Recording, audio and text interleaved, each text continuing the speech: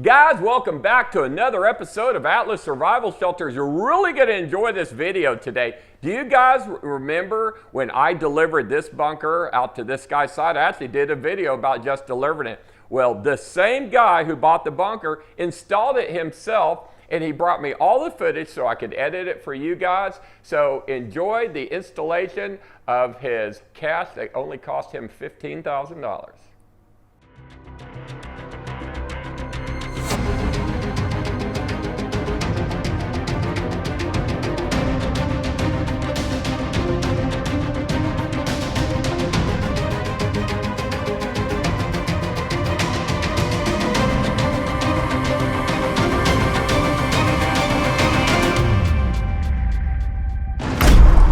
Hey everyone, I'm the cheapskate who bought this $15,000 cache, and Ron asked me to take some videos of me dropping it in the ground, so I thought I'd do that. But I'll do some progression videos too, because there's some information some other people may think is useful, like my French drain.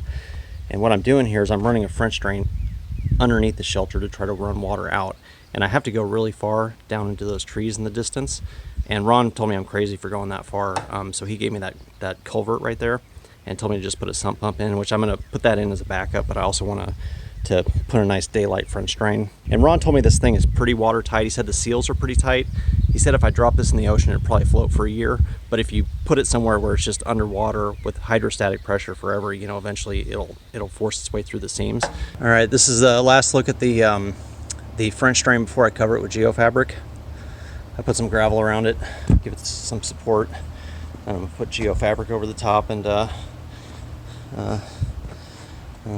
put the bomb shelter in on top of that.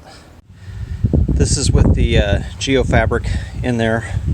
What I'm hoping this will do is separate the gravel around the French drain from the sand I'm going to fill the hole with, so that my sand doesn't just wash out the French drain.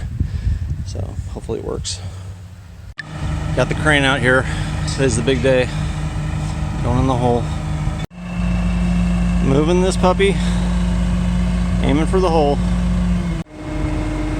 Going in. Okay, got in the ground.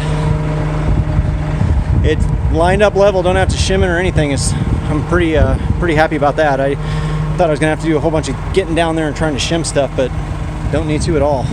This is awesome. This baby is in the ground. Oh man, this feels good. All right, here goes the crane.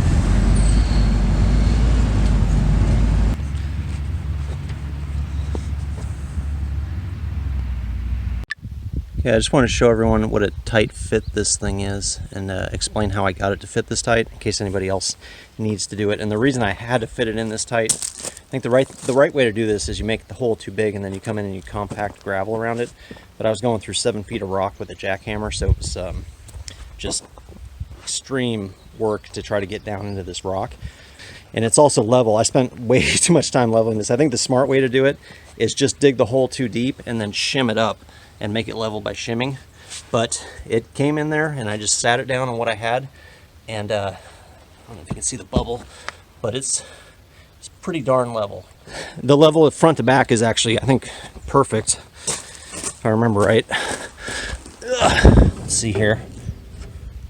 Yeah, that's pretty much perfect. You know, somebody's saying, oh, for 15,000 bucks you could build that cheaper and blah blah blah, and I think, you know, that may be possible, but you know, it's real nice having this thing all perfectly square. You know, I got these perfectly square level points, and on the top sides the hatch is all perfectly level, and it's real nice just having the these things are perfectly level, these end pieces here. You know, it's nice having the, you know, the professionals just do it right instead of, you know, learning a bunch of lessons the hard way.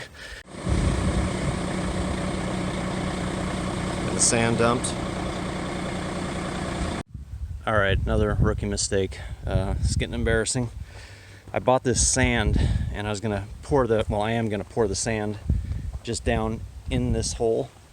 And one of the guys at Atlas Survival Shelters warned me to get what he called granular sand, which turns out it's called mortar sand at the sand and gravel places. And to be specific, it's coarse mortar sand that you want, because this stuff, it's real fine, so it's like, you know, you can just cut through it real easy. And I think that what that can cause is if you have a bunch of weight on top of your shelter, the weight can compress the shelter down and the sides will kind of bow out, and the bottom can bow down too, because that sand will just, you know, kind of push in different directions, whereas gravel and granular sand won't. So I'm not sure what I'm going to do about this. This is my solution for the sand issue where I have sand that's too fine. I'm just going to use it at the ends where support is the least important. And then I'm going to get some coarser sand and put it in the middle.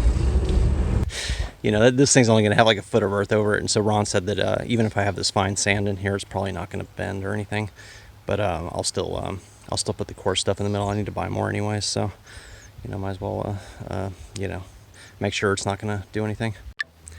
This is my French drain and backup sump pump hole. So I have my bunker surrounded by sand. Not quite full yet, but I'm still filling that up. But that'll be about 70% deep in sand. And then I figure the water will just run through the sand. And there's a perforated piece of green sewer pipe underneath the bunker coming out here. And it runs out. I'll walk down there, but it runs out real far. And what I did is I put this thing in for a sump pump, and I'm just going to leave that as a backup, and I'll probably use it for a while so I get all the dirt and stuff out of there as it's settling. But then it's just going to be there for backup. I've finished my French drain. It's all the way down where that excavator is in the distance. It's very, very long. Got my air system pretty much done. This is the air intake here. Got a pipe going out. And then I'm going to run electricity in through there and put a fan in there.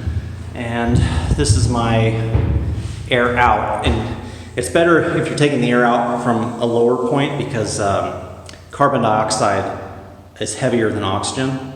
So, you know, it all mixes pretty well, but you're going to get a higher concentration of carbon dioxide at the bottom than the top, especially if the air sits still in here.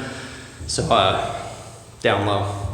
Coming out of it is this,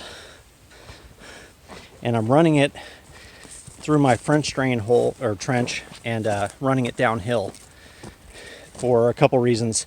One, as air goes uphill, it wrings out the moisture, so you're getting rid of a lot of the humidity by running it uphill. And the second reason is you get what is it called? I think it's geothermal heating and cooling. The ground temperature stays consistent all year, so you know, if you're running air through there, it'll cool the air in the summer and heat the air in the winter. One other thing I should mention, I wasn't even going to put an air system in here, but when I first got that bunker and it wasn't even in the ground yet, it was outside, I went in there for like 20 minutes with the door open, and by the time I came out of there, I was lightheaded, world spinning, and obviously the carbon dioxide builds up pretty fast, and you know, you get pretty nauseous if you don't have fresh air running through there. So I figured I might as well just go ahead and put a air system in, especially while I got this ditch here already dug. This is the sand before I put the geofabric over it. What I'm going to do is put the sand here, and it's been here for a while. It's rained a few times, so hopefully it's settled pretty well underneath the bunker. And then I'm going to put geofabric over the top, and then I put this was just going to be a cache, but it's like, you know, been so much work, and I like this thing so much, I decided to run air pipes and electricity and everything in here. So I got air coming in and a conduit for wires, and I've got two conduits, but I put one down there for sure because the air intake is on that end, so it's got to have electricity down there. So I figured I might as well just run one down there. And I brought in let's see here, the yellow one is electricity, the black one is for surveillance cameras, and the white one is for what do they call that, the internet stuff. Got this thing covered in geofabric now. I'm about to start burying it completely. And the purpose of this geofabric is to stop that black clay from seeping through the sand and clogging up the other geofabric on the top of the French drain. This is what I'm doing for the air out. I'm going to take this piece, stick it in there, and then this is going to let any water in the air outtake, or whatever it's called, drain out into the sand down here and just run out the French drain. These are the pipes coming out the other side of my bunker. So obviously that's the air exit pipe coming out of there. And then these two are conduits for wires going inside this building. And I already put 3 sets of wires down to that end. And I put this is just an empty conduit in case I ever want to run any other types of wires. So I got this thing buried. I just have a few finishing touches to do, like put concrete around the hatch and cut off that sump pump pipe, and then a few little piles I got to clean up. In one of my earlier videos, I was talking about why I think it's worth the money just having the professionals do this, and I said it's level and it's level and it's level, and that's because at the time I was just thinking about the thing being level because it had just gone in and I did a bunch of work to get it level. But actually, the biggest selling point for me on this thing was the hatch. You know, I was thinking about doing one of these on my own, like burying a septic tank or something like that, and I was thinking, okay, what am I going to use for a hatch? And I looked online and all I could find was roofing hatches, and they usually have a handle sticking up and stuff like that, and it's like, you know, how am I going to hide this? And then Ron's got these that are nice and flush with the floor, so you just make it even with the floor, cover it with some kind of floor covering, and nobody's ever going to see it. And you know, if it's level with the floor and water gets in, it's got this gutter around it with this drain pipe going out, you know, so water's not going to go in there. And it's just perfect. And you know, even if I could find one of these on my own, it's kind of like, how do I attach it to a septic tank in a way that's waterproof? And I just, you know, couldn't think of a way. And I was just like, you know, Ron's stuff is pretty nice, so I'll just buy one from him and have it done and have it be all done right. And it is, and it's great. This is a wrap up of my bunker. This is the inside. Got some wires running through. I got this fan here to pump air through there. I haven't installed it yet though.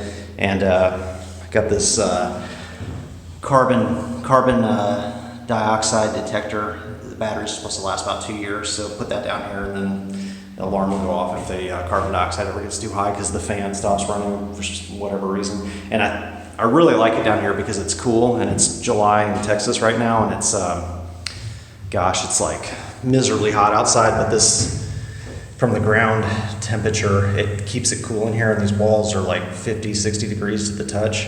And it's still a little bit hot in here because the hatch is sitting in the sun, so it brings heat in here, but I'm gonna extend my airplane hangar out over this bunker, so that'll shade the bunker and the hatch and everything, and I think it'll be really nice and cool down here.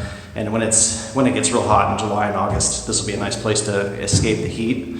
So I'll probably be hanging out down here when it's just miserably hot outside. It should be pretty nice.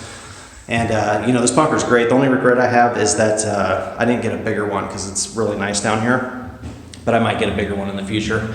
You know, it's I got these what is this for humidity? These are humidity absorbers, and so hopefully it'll stop any humidity from building up in here, and it's awesome. And I might get a bigger one in the future. This was kind of a test run, you know, get some experience on something that's not like a huge investment. And I love this thing, and it's something I might do again, you know, down the road, get a full-size one with a bathroom and all that, because it's really nice down here.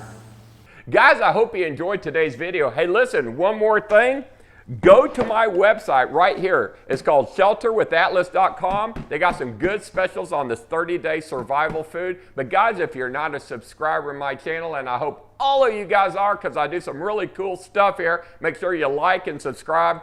Share this video and hit the little ding ding bell, lets you know when more of my funny videos come in, and my bunker videos too. But guys, as always, I love you. I'll see you on the next video.